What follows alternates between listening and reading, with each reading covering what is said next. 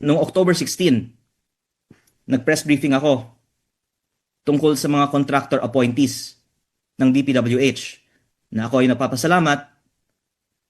A few weeks ago, inamin ni Secretary Vince Dizon at ng DPWH na tama ako. Dalawa ng mga appointees ng bagong liderato ng DPWH ay mismong contractor ng DPWH. At yung isa na nagpasok sa kanila na nag-resign una na si Yusek Ari Perez ay konektado kay Congressman Edwin Garjola at sinubukang ilapit si Congressman Garjola kay Sec Vince para makakuha ng kontrata. Anyway, yun po ang backstory. When I was giving that press briefing, may tumawag sa akin na mataas na opisyal ng DPWH on behalf of Sec Vince Dizon. At ang pinag-usapan sa telepono ay ang budget ng distrito ko. Ayaw ko naman na maapektuhan ang budget ng distrito ko dahil sa ginagawa ko ngayon. Pero ako po ay nagtitiwala na dahil tama naman na malaman ng publiko ang budget ng bawat distrito, the fact na tinawagan ako tungkol sa budget ng distrito ko sa gitna ng ating press con alone is proof na ang budget ay ina-allocate din for purposes other than the need of the districts. At minsan, ito nga din ay ginagamit bilang leverage over members of Congress. Pero nagtitiwala po ako na hindi maapektuhan ang budget ng distrito ko dahil sa ginawa ko ngayon. Okay, sir. Thank you po. Pero yan pong dahilan na pinatawag ako noong October 16 sa gitna ng press briefing para ipaalala sa akin ang budget ng distrito ko. But despite that, nagbigay ako ng file sa PCIJ at nilabas nila noong Nobyembre. I'm surprised that she hasn't talked to Sec Vince based on her statements because Yusek Claire Castro will make a fool of herself because Secretary Vince and many others will confirm the authenticity of the files that I uploaded. So mabuti kung kausapin lang ni Yusek Claire si Secretary Vince. Wala pong dahilan bakit wala pang sagot si Secretary Vince o si Yusek Claire tungkol sa kanilang koordinasyon sa pagberipika ng authenticity ng mga files na ito. And for the record lang, sir, meron po bang, ano po yung mga nakita ninyong irregular dito sa mga inilabas po ninyong dokumento? Marami po ang pwedeng talakayin tungkol sa mga dokumentong ito. Pero ang siguro basic fact is, walang dahilan na hindi tayo transparent sa budget allocations ng ating mga distrito. In fact, some of this data is publicly available, including magkano yung budget na nasa gaan naman ng bawat distrito. Pero yung public data na yon na hindi pinipresenta on a per district basis alone ay surprising sa iilang mga mamamayan kasi ganyang kalaki pala ang nakukuha ng kani-kanilang mga distrito. Ang nakita kong reaction sa Facebook. 3.5 trillion pesos ang DPWH budget ng 2023 to 2026. Ang mga nakukuha ng mga distrito umaabot sa 50 to 60 billion pesos during that time period. Ang mga average siguro, kung 3.5 trillion divided by 253 districts, ay mga nasa 15 billion pesos. At sana napupunta sa magagandang mga proyekto ang 15 billion pesos per district DPWH budget. Pero ang hindi public sa mga files na ito ang datos kung sino ang nagpro-propose ng mga proyektong ito. At ang isang terminology na na-introduce sa recent discussions surrounding the budget system of Yusek Cabral ay ang term allocable. So ayon sa mga files na ito, 401.3 billion ang allocable budget sa taong 2025. At ang non-allocable o outside allocable ayon sa files na ito ay nasa mga 600 plus billion pesos. Ang 401 billion pesos na ito ay ang district congressman pwedeng mag-errata o amend. Ang outside allocable naman po ay iba ang nagpro-propose ng mga proyekto.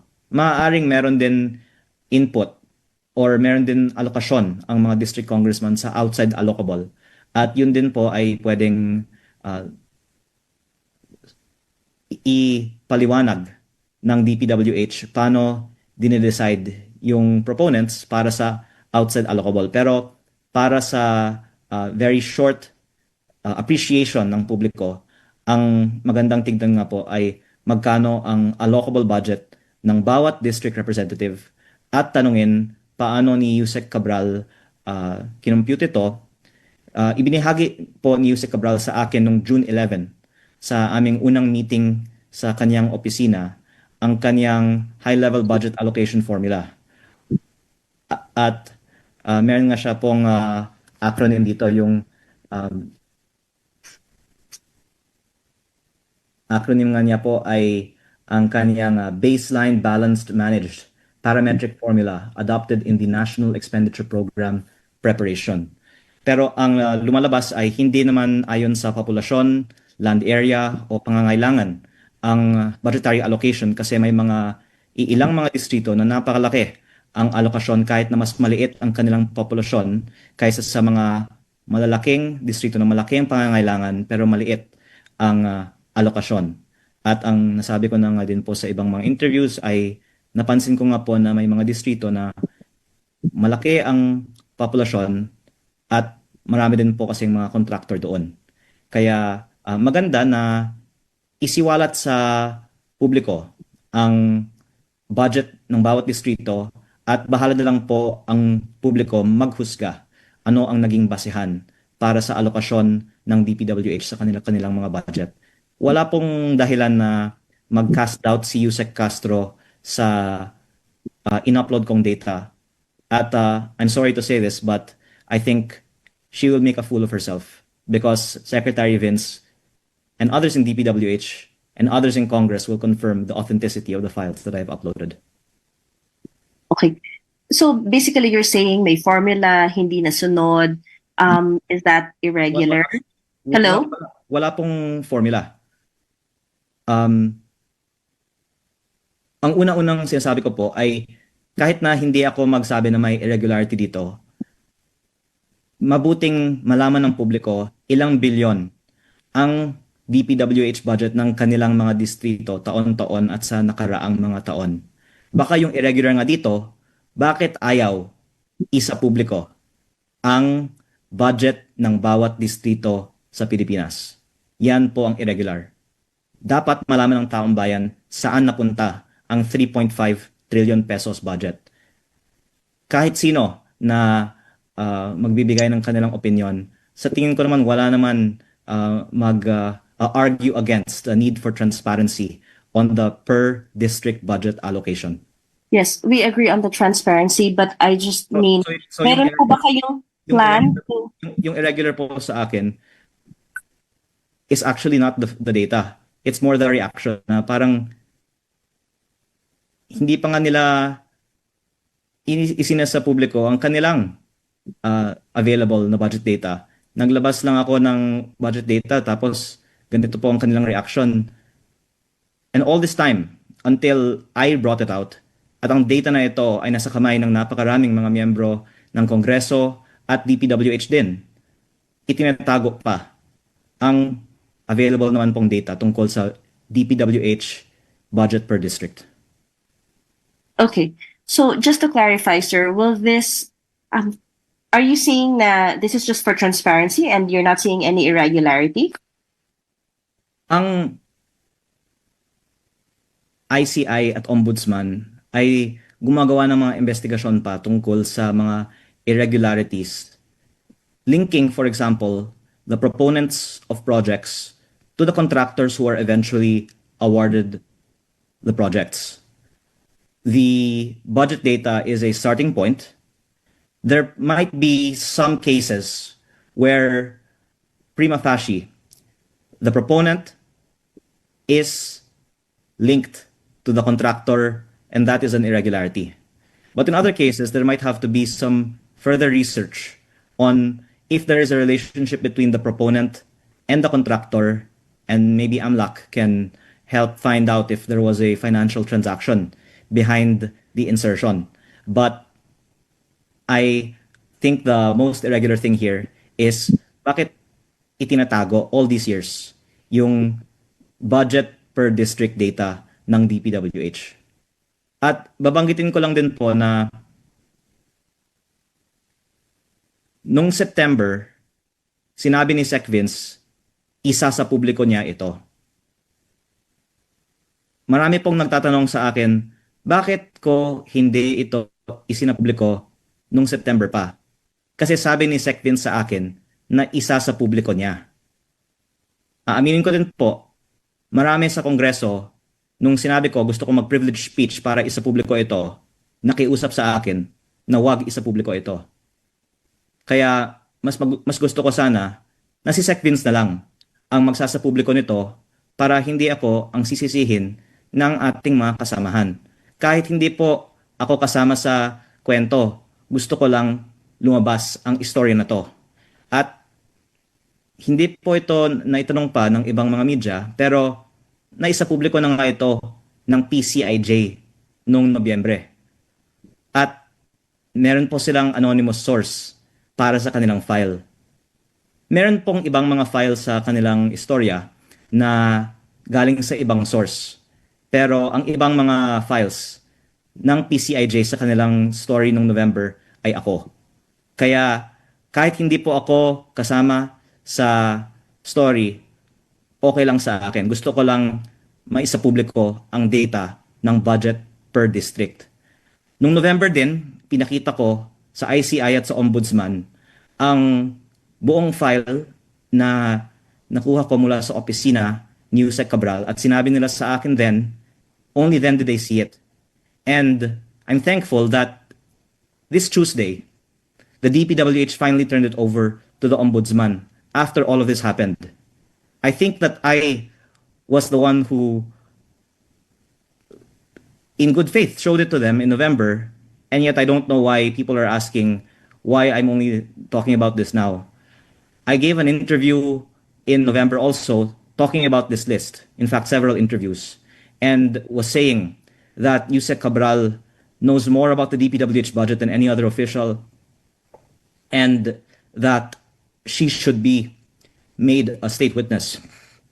At ikinalulungkot ko po na hindi ito na-actionan ng gobyerno. Pero for the record, nung November ko pa, sinasabi lahat ito, nung buhay pa si Yusek Cabral. Okay, thank you po.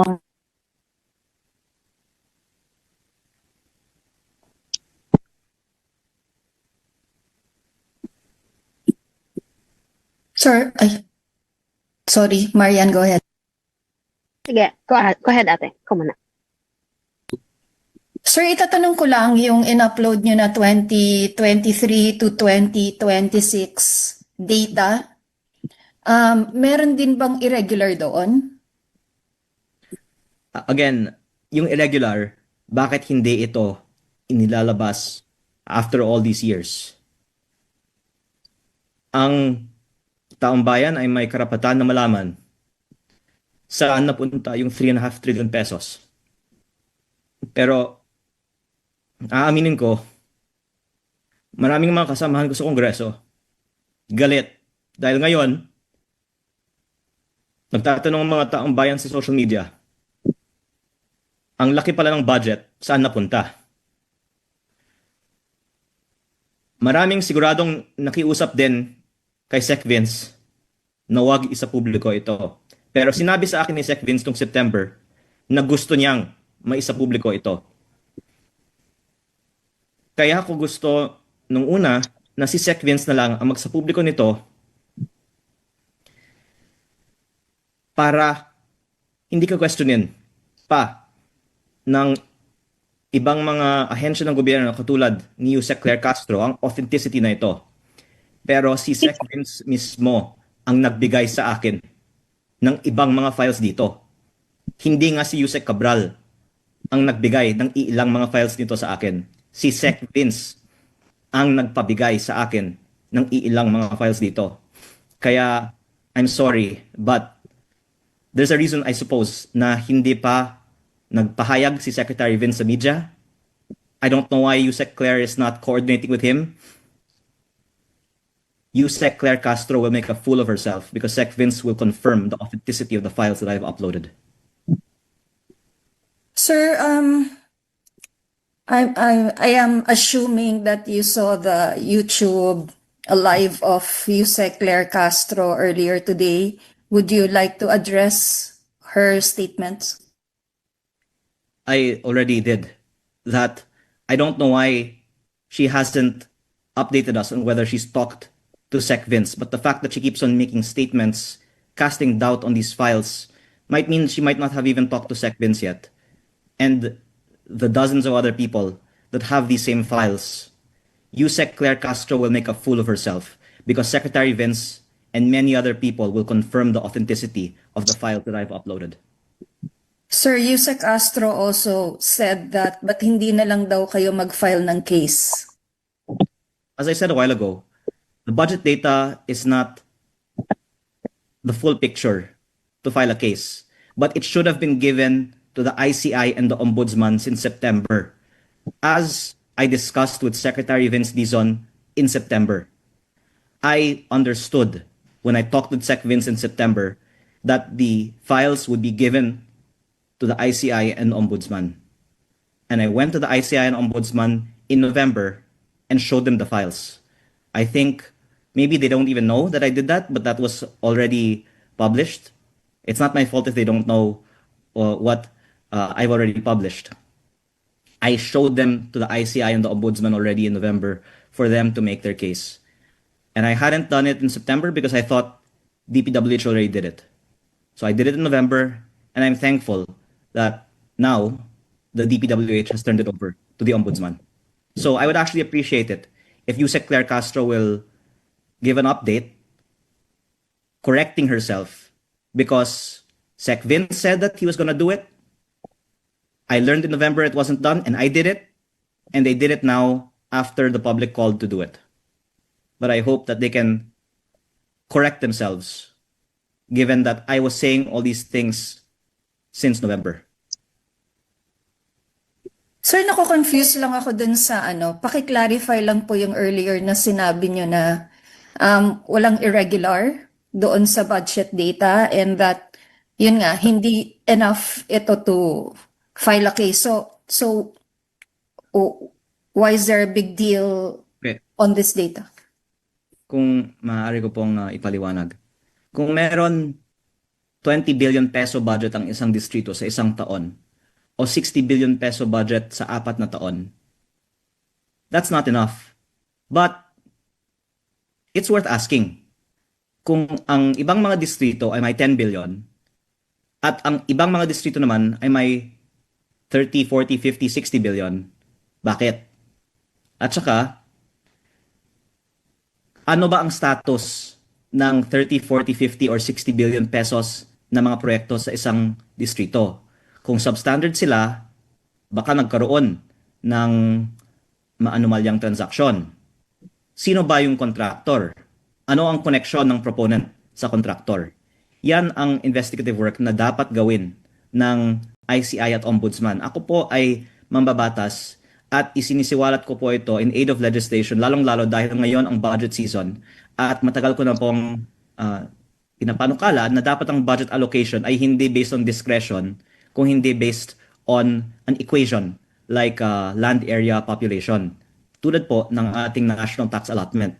Dahil pag may discretion, ang aking pananaw ay yan ang nag-give rise sa bentahan ng budget na yun naman din po ay napatunayan.